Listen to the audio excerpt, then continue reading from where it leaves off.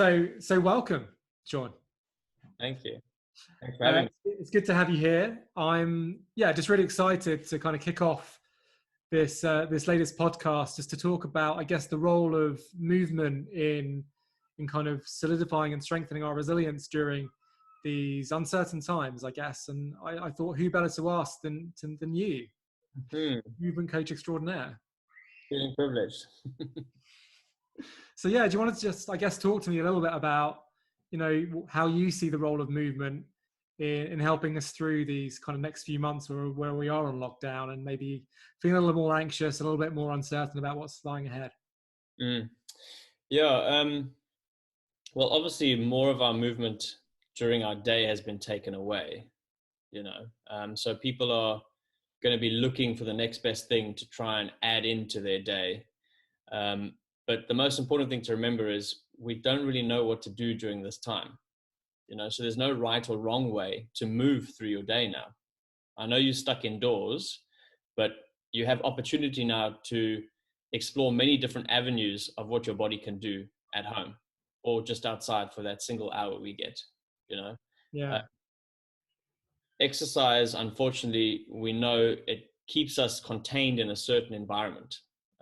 We're either focusing on what an instructor says, we're following a program, and we have all these kind of linear lines to follow and rules to follow and how much weight we should take, and what we should do with that weight when we're actually accepting it. But basically, movement, there's limitless possibilities in what you can do with your body while you're stuck at home.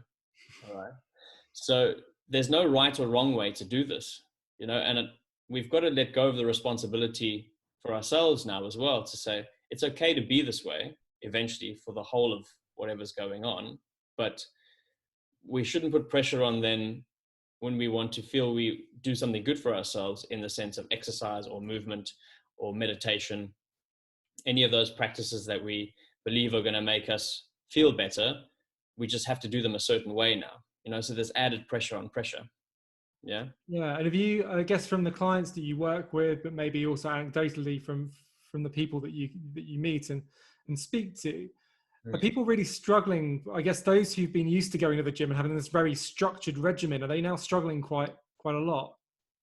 Yeah, I mean, with my students, we do a mix of things. So it's not just, there's definitely strength work, as in what you would do in a gym. Definitely that's necessary. That's a small piece of the puzzle. But if we take movement, it's like this huge iceberg, of different joint angles, the way you load yourself, body weight exercises. You can go to gymnastics. You can do, calisthenics. You can use weights in many different ways, not in a linear way. You can do kettlebells. You can do different styles of walking, depending on your age group. Some people need different styles of walking to change a pattern. You can do natural style movement like crawling, rolling, all those things. All of those things are useful to all of us. But I think psychologically you'll struggle because when you're doing more of those gym type workouts, you're going to feel like you have to stick to a structure. And then by doing that over time, you're naturally going to get bored as well, because you'll run out of ideas and there's only so many workouts you can do, right? So what I teach people now is the basic level of understanding we need to grasp is that our nervous system is actually running in the background on like full tilt, full throttle, basically. So you don't realize how much of the information you get from the news, from family members, texting your friends, all these messages going around, that it's actually impacting your body on a subconscious level. Because your number one rule of your nervous system is to keep us safe. All right. So when your body filters those messages from the external environment, those messages go to your brain. So your brain then has a choice or a decision to say, oh, am I safe? Or is this a safe situation? Am I willing to move freely in this space now? All right.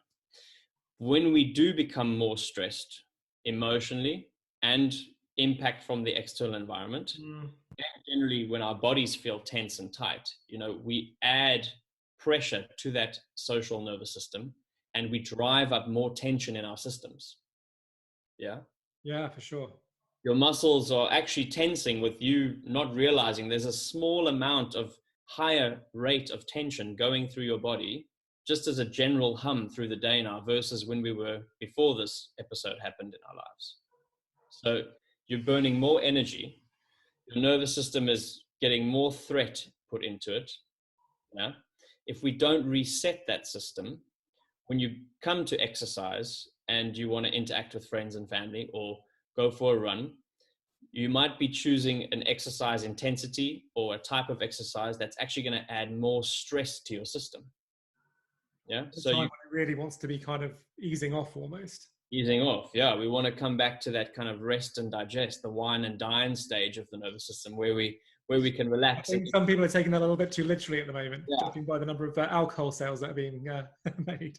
Yeah. So it's a bit of a catch-22 and a counterintuitive thing. You know, we were told that, oh, we need to exercise to blow off steam. If you go to exercise with an already upregulated nervous system from a stressed place. Yeah, it's being more taxed, right? Exactly. So you're adding stress on stress basically, because exercise in itself is a form of stress on the body. But with movement and let's say generalized movement, so doing weird things like rolling on the floor, grounding yourself, walking barefoot on the grass if you can, barefoot around your house will be just as good. Yeah. These are simple things that you can do during the day that actually start to help regulate your nervous system. So part of the session I would do with my clients as well, when they first start in the session, we're like, right, we're going to see where you're at. How's your anxiety? How have you been sleeping? You know, those are a few questions I would ask to check what their baseline health is like before we actually progress into anything movement-based or exercise-based. Which is interesting, right? Because I think a lot of people don't necessarily think about, okay, I need to check my psychological stress levels before I even think about what kind of movement I should be engaging in with right now. Yeah, exactly. And there's huge bodies of research that I'm involved in now as well. It's somatic education that actually help us understand the physiology around those stress responses in the body. So I was chatting to another coach friend of mine the other day, and I was explaining this very system in what the nervous system plays in response in a physical sense. So like that tension gets wound up if we're in fight or flight, yeah, because you're ready for action to fight your way through the world. Always, yeah. But yeah, and he was like, well, my chest and my like diaphragm area is really tight. I was like, that's another sign of your stress response. Yeah. Tight throat, diaphragm tight. So you're clutching sensation in your chest, or like a deep pull in your belly. And what could those signals be misread as now? Those sensations. You could think you have the infection.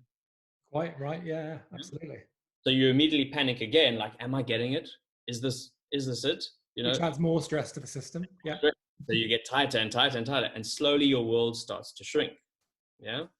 So we have to be, that's what the somatic experiencing will do, is it actually helps us regulate for one, but then it also helps us discern which of those signals are useful and which are not, and which are actually true, that can actually give us the right message. Like, oh, maybe it's just stress today. What have I done? Well, been arguing with my partner.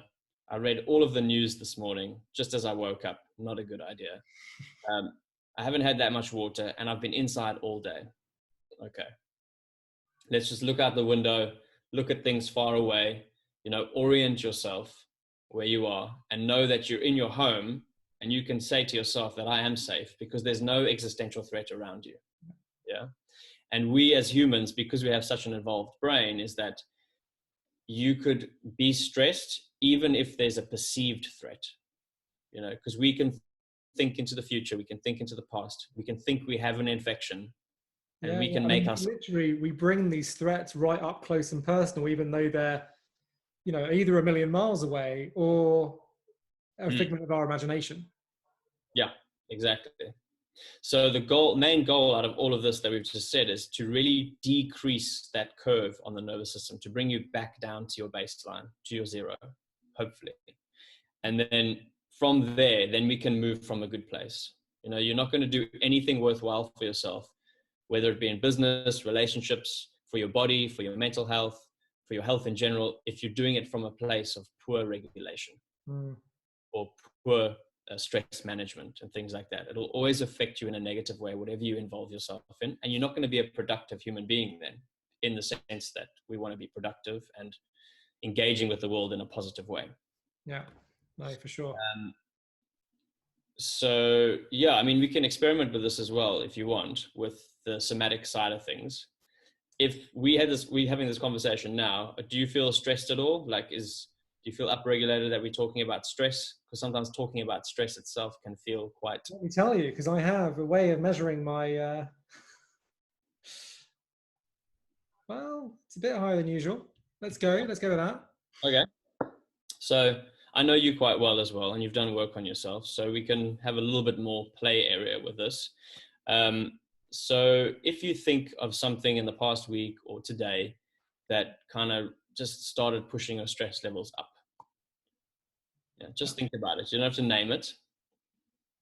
If then you would share just any physiological responses, any kind of muscle tension, where your thoughts are going, maybe, do you feel an increase in body temperature, anything like that? Yeah, so I kind of noticed it already. I start to almost hold my breath a bit. Okay. Rather than just kind of breathing nice, smoothly in and out.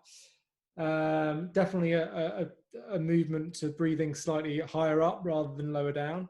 Yeah. And then, a little bit of tensing in the muscles as well. Okay.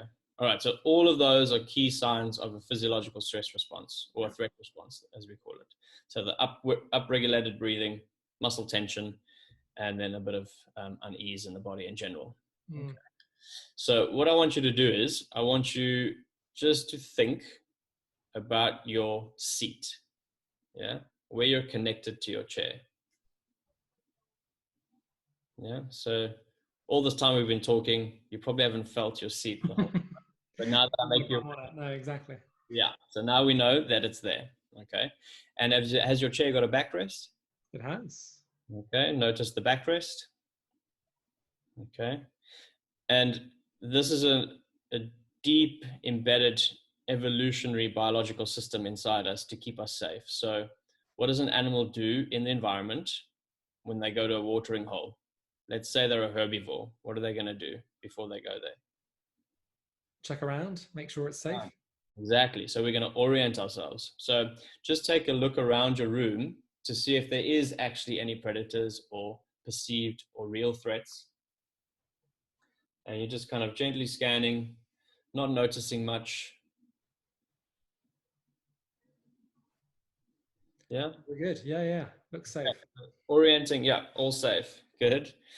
So I probably wouldn't go any further than that with someone if it's just a small amount of stress, So the orienting generally does the trick.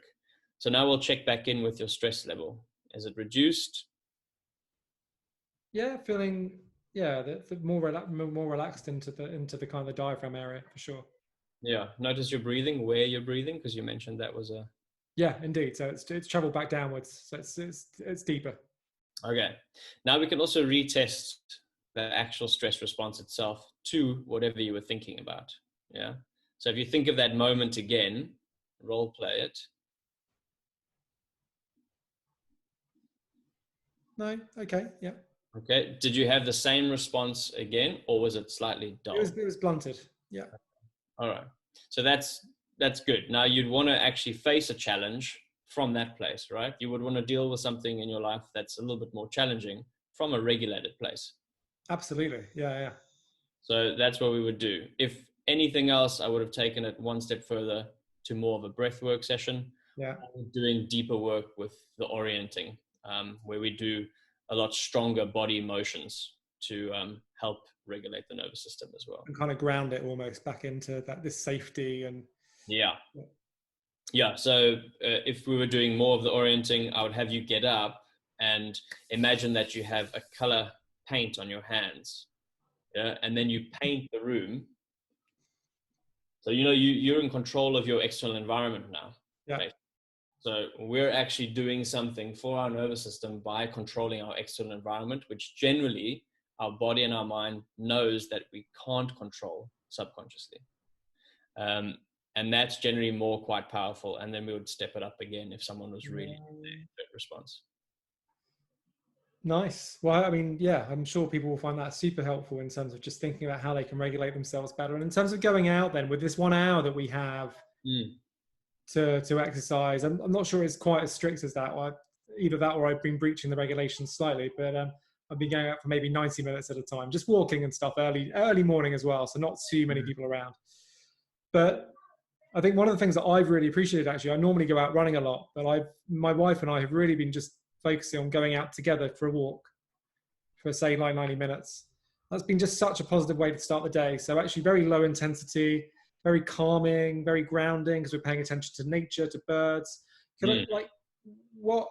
What else would you recommend to people? Or would you say, actually, that's probably a really good way to just kickstart the day to get yourself into that good space? Yeah, that's a really good one, the first one. And you're basically doing step number 1 of orienting yourself. Yeah. So you chose to take a walk. You know it's quiet. There's less people around. So you're doing something health-wise good for yourself and for others, which is what you do at this time.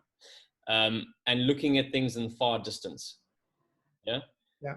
Because when we're inside, our brain actually gets kind of compressed more with the more time we spend inside, and your brain would say, oh, this is all I have to manage now. So then your perception kind of gets a little bit skewed. So when you go outside, it's really good to open that up again.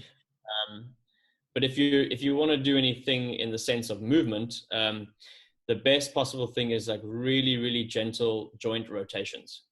Yeah. So if you guys stopped on your walk, you're in the park and you took your shoes off and you're barefoot in the grass, and there's receptors in between your joints and in the tissue that surrounds your joints. So if I do this, those little nerve receptors tell my brain that, oh, I'm doing a wrist circle. Yeah, sure. And then obviously feeds back so I can actually perform the wrist circle. So just rotating the wrist like that. Yeah. Yeah. Wrist rotations. You can do elbow rotations. Yeah. Shoulders. Now shoulders are probably quite an important one for people if they are kind of building up that stress as well in their shoulders, which is quite a typical thing to do. Yeah. So really kind of, and I would always say doing opening motions. Yeah. Not closing, because that's where we would be if we're stuck inside. So rotating backwards almost, so shifting the shoulders backwards and outwards. So you're really opening up the chest almost. Yeah. Yeah, for sure. Definitely. Nice. And you can do little neck rotations. You draw a circle with your nose. You go both directions. So anything that's going to stimulate those receptors will start to bring more aliveness or wake up your nervous system in a healthy way. Same thing, if you're standing on the grass, you can do your hip tilts. So if you had a tail, you tuck your tail in, push your tail out. Yeah. Things like that. And then you can do the same thing with your knees. You just kind of do like a groovy kind of circle with the knees and then rotate the knees again. And then like you did with your wrists, you can do it with your ankles. Stand on one leg, make sure you're holding on to someone or something. But yeah, just be slow and be intentional with your movement, and that'll really do wonders for your nervous system. It's that thing of harder, faster, stronger. It doesn't do any wonders for helping regulate your nervous system. I'm not saying that's a bad thing. I'm not saying do away with high intensity exercise or whatever it is. If you've then regulated yourself, you've got back to your rest and digest and everything's, I'm feeling calmer now, then I would say, put some intensity into your exercise for sure. Because, we need variability in your heart rate and your lungs, and we need these systems to be slightly stressed to keep us fit and healthy. But I would never do anything like that, like high intensity HIIT training or weights, or if I was feeling really burnt out and tired, stressed, and I hadn't reset myself. And a glass of wine is not resetting yourself. And I think, definitely to that point. But I think also just thinking about, busy city professionals, they're very used to burning the candles at both ends, working extraordinarily hard, partying hard, and then, going for that high intensity exercise. Maybe this will be that wake up call that goes, maybe I do need to slow some of this down, reset my nervous system, and actually start to notice the benefits from having done that. Yeah, exactly. And yeah, I mean, now's the perfect time to actually visit those things. Exactly. Yeah. We have less access to burn ourselves at the gym or on a treadmill or something like that. It's like, hey, I'm going to look for something different. Maybe I should try this. And it's now in my own time. No one else is watching, go for it. Just explore, you might find something you like actually. Mm. Yeah, no, I really like that idea. Yeah. No, I think that's been super, super helpful. But finishing off, I just thought it'd be really interesting to just hear from your perspective, what's one fear that you've got at the moment, kind of as a response to the pandemic, and then maybe three more hopeful things that you think might come out of this. A big fear for me, I actually have quite a few. What's the biggest one? Well, yeah, I mean, I'm from South Africa originally, and I'm away from home. So watching things from afar is quite difficult. So a couple of mornings, like probably 2-3 weeks ago, when it was all starting and the lockdown was kicking in here in the UK, South Africa locked down straight away. Like, they've been amazing. Like, I think people forget that in Africa, we live so close to these pandemics and epidemics and disease and things like that. So preparing for this is quite a normal thing. It's not a big jump from where we were. Yeah. But anyway, with being away from family, it was like I woke up in the morning and it was like my heart rhythm was completely different. Oh, wow. And you just have a complete paralyzed, like your life just drains out of you. So you just, you're in full fight or flight, you're literally on lockdown with your nervous system. So, and that takes a few hours to come out of, Yeah, and I'm sure many people listening in will be able to resonate with that for sure. Because I mean, even though their family might well be in the UK or whatever, or at least local to them in terms of country, they're still not going to be able to have that contact with them. So there's still going to be that distance and that fear from that. Yeah. Yeah, and that takes a huge impact on our social nervous system as well. Like, whenever humans are threatened, we actually tend to move towards each other. And now we can't. Like, if a lion came into the room, we'd probably all jump to the same corner, and that's like going counterintuitive to what our nervous system is like looking for. Yeah. No wonder we might be waking up early with a clutching sensation in our chest, out of breath, or overwhelming anxiety and stress just moment by moment for no reason. So that's probably a big fear of mine. Yeah, I think thank you for sharing that. No, and then I guess trying to look at the more hopeful side of things, what are three things that you're hopeful for out of this? I've just noticed like a difference in air quality. Like, I hope people realize what we can do and how quickly nature can reset itself. Because just noticing the sky, noticing more birds in the morning, Yeah, simple things like the sounds of nature are like on our doorstep now. So I hope we're more mindful of what we're doing with carbon emissions, and we don't just like full throttle go back to where we were, or there's an excess now of things, Yeah. So yeah, I think positive wise. Cool. What else? The environment, yeah. New industries, new creativity, pushing people to think that, oh, we can actually work this way sometimes. We don't have to have this humdrum of life, and the way we did things might not be working as efficiently as we thought. Yeah. So, and out of all of this, we know like people are tired and stressed anyway, so maybe they realize how much they were actually expending themselves for, and for what. Quite, yeah. So yeah, hopefully I like that. make a different spin on the way we go in with industry and industrialization and things like that. Yeah, cool. And then number three? Number three, I am a bit of a community junkie, in the sense that seeing someone and how people interact now, like how friendly people become with their neighbor, even if it is from a distance, or even in London, which is unheard of. And even if we sidestep each other on the pavement, on the sidewalk, you know, it's just like there's still a little grin every now and again. And, you know, there's just this sentiment of the human race is, oh, we are actually all together, you know. So hopefully we don't go and get stuck in our lives again in the way that we just let our lives consume us, and we miss that interaction, and we miss community and things like that. So yeah, I think in a social human element, I think, and I hope we stay that way. Yeah, and that really reminds me of the late Labour MP Jo Cox, when she said, you know, we're far more united and have far more in common than that which divides us. And I think you're right, absolutely right. The atmosphere has definitely changed, and it does feel that the sense of community has definitely really kind of shone over the last few weeks, and it only appears to be getting stronger, actually. So long may that continue. Yeah, for sure. Yeah. And then I guess just in terms of what keeps you sane, what's one of the best things that keeps you sane during this pandemic? Okay. So my morning routine, for sure.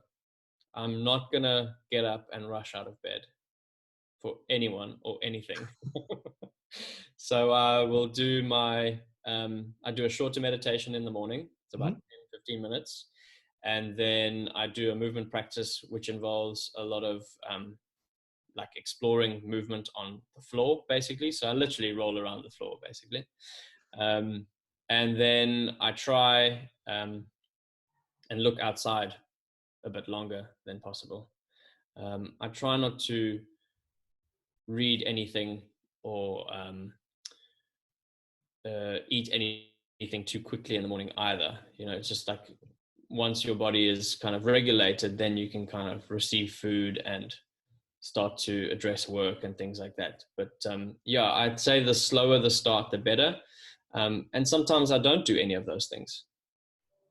You know, it's having the responsibility to feel like, oh, that's the thing that works for me, and then I don't do it. I could feel anxious about not doing it, right? So I'm just happy about sometimes having the opportunity to not do anything. Yeah. Yeah. And yeah, giving yourself permission to not always have such high expectations of ourselves, especially in these, you know, these quite challenging times. Yeah, for sure. Yeah, I mean, even sometimes in a challenging climate, we feel we have to do more, or something different I should be doing that should be making my life more effective, or you know. But I think because we don't really know what to measure now and what we can put that against, I think having an option to say, oh well, maybe I'll visit doing nothing for a bit, you know, could be a really good practice itself. Quite cool. Look, I'm just conscious of time, and I think some really interesting insights in there, especially around kind of how we can better regulate our system, and really think about how we're reconnecting ourselves with nature and movement and everything else. So look, I really appreciate your time, and hopefully people have found some of what we've discussed today really helpful as well. So I certainly have.